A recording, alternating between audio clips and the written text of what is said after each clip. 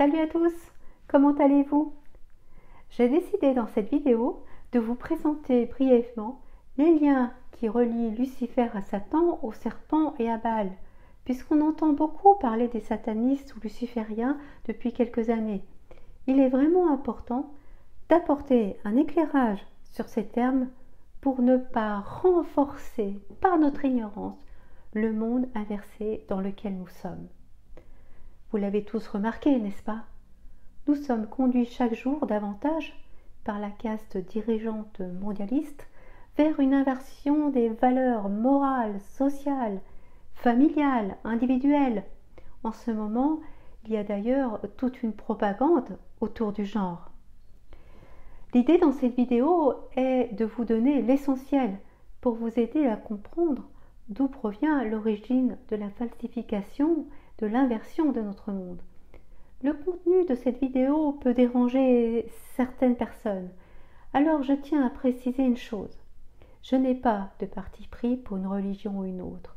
Je m'appuie sur l'étude des textes existants. Mes études couvrent de nombreuses disciplines dans lesquelles j'intègre mes connaissances. Je vous invite à faire vos propres recherches, à faire les liens pour élargir, je dirais, le champ de la conscience. Commençons par Lucifer. Qui est-il? Lucifer est un nom latin qui désigne le porteur de lumière ou celui qui guide la lumière. Il est associé à la planète Vénus, l'étoile du matin, qui annonce l'aurore. Nous allons voir que ce porteur de lumière apparaît sous de nombreux noms, dont les principaux sont le serpent, Satan, diable, Baal, que l'on retrouve dans l'Ancien et le Nouveau Testament. Dans les mythes ou les légendes, il est présenté comme le prince des ténèbres, le dragon, le tentateur. Il est toujours dit que l'histoire est écrite par les vainqueurs. Eh bien, il suffit de replacer les choses dans leur contexte pour comprendre pourquoi et de quelle manière le porteur de lumière est devenu en quelque sorte le porteur de l'ombre. Nous allons pour cela puiser les premiers éléments dans l'Enuma Elish, qui est un poème relatant l'épopée babylonienne de la création du monde. Il est présenté sur 7 tablettes en argile, écrites en caractères cunéiformes, découvertes dans les ruines de la bibliothèque à Ninive, en Irak, au XVIIIe siècle, non, XIXe, pardon. Comportant quelques 1100 vers, ce poème relate les origines du cosmos, le combat des premiers dieux, l'ascension du dieu Marduk en tant que roi des dieux et la création de l'homme. C'est la 6e tablette qui relate cette création de l'homme. Dans cette dernière, Marduk, devenu roi des dieux, demande à Enki de créer l'homme afin de servir les dieux. Déjà à ce niveau, on peut constater que nous sommes dans notre société moderne, toujours dans ce schéma similaire de servitude, pour ne pas dire d'esclavage. Enki va donc, à la demande de Marduk, créer l'homme. Cette tablette le désigne donc comme notre créateur. À ce stade, il est capital de savoir qui est Enki dans le panthéon sumérien. Il est considéré comme le seigneur des eaux douces souterraines, l'Apsu, l'abîme, des arts et des sciences. Il est représenté avec des flots jaillissants de ses épaules où frétillent parfois des poissons. Parfois il porte un vase d'où les eaux débordent.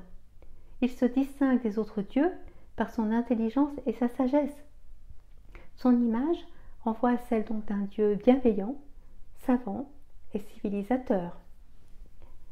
Les tablettes nous apprennent que Marduk sépara les grands dieux en 2 groupes. À un des groupes sera assigné le ciel et à l'autre groupe la terre. L'emblème du ciel sera le faucon ou l'aigle, représenté par Enlil, et l'emblème de la terre sera le serpent. Enki devient donc le dieu de la terre et du peuple du serpent qui s'installa en Égypte. En Dieu bienveillant, Enki fait évoluer l'homme sauvage en homme civilisé.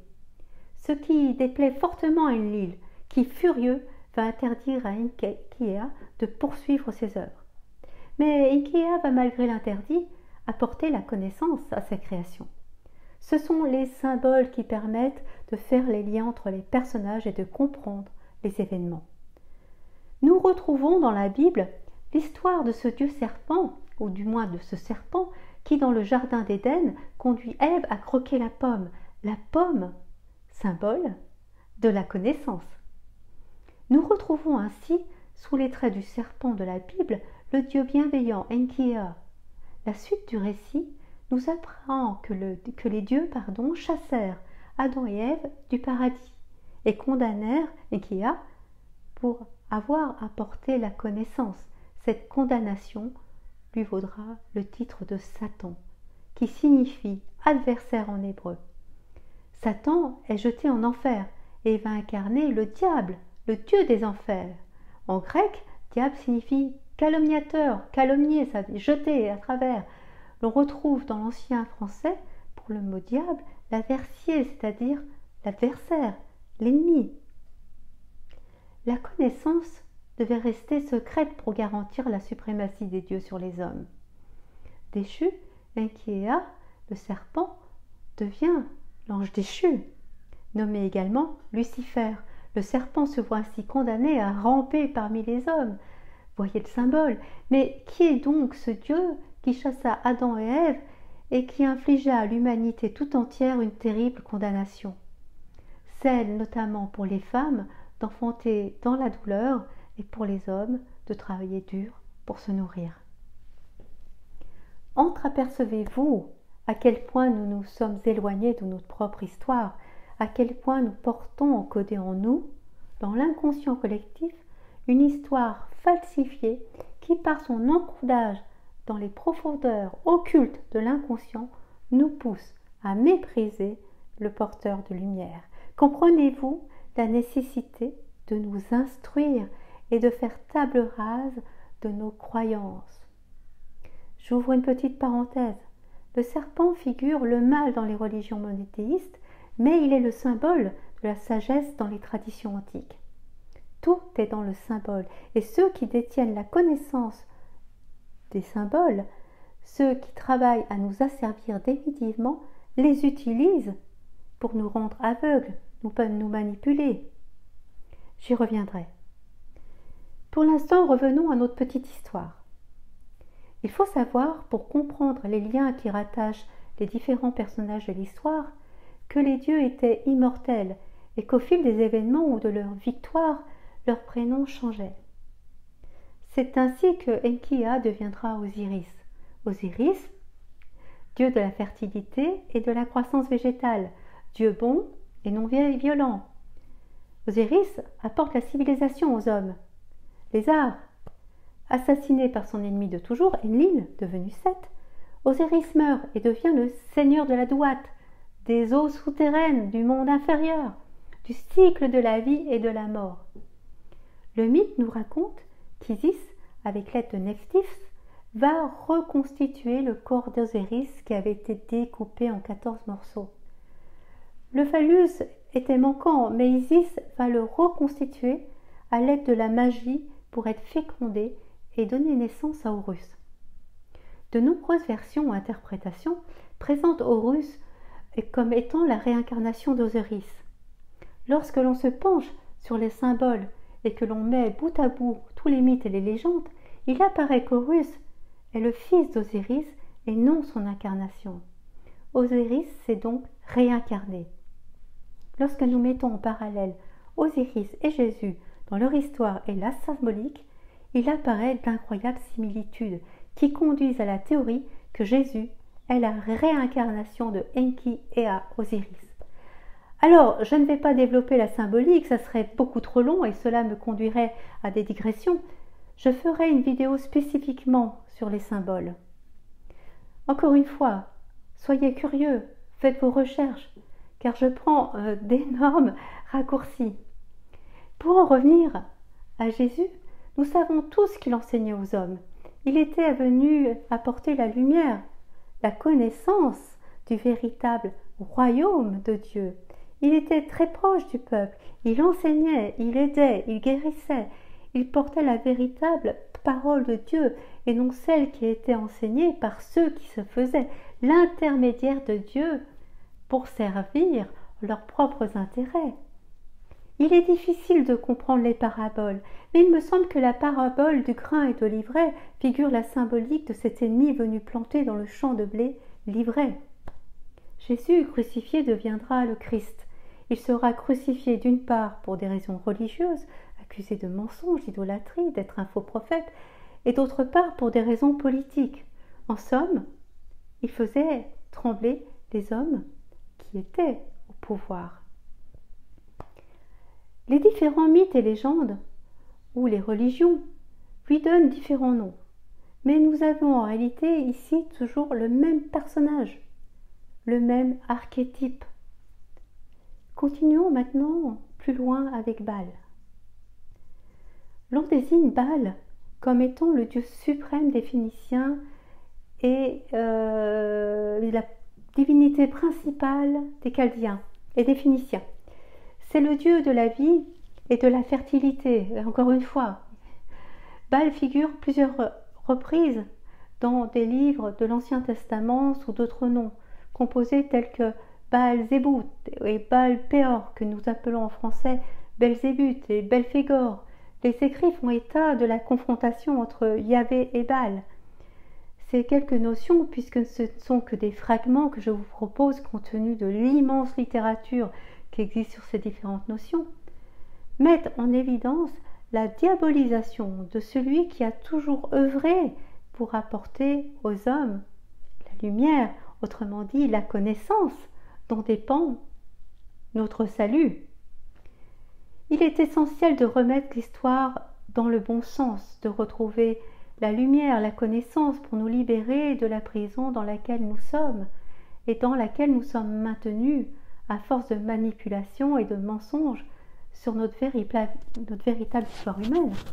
Aujourd'hui, on constate chaque jour davantage l'inversement des valeurs par une élite corrompue qui, depuis des millénaires, est aux commandes du monde, de l'humanité tout entière, et qui agit à tous les niveaux de la société par l'intermédiaire de leurs sbires qui leur permettent de réaliser leurs plans.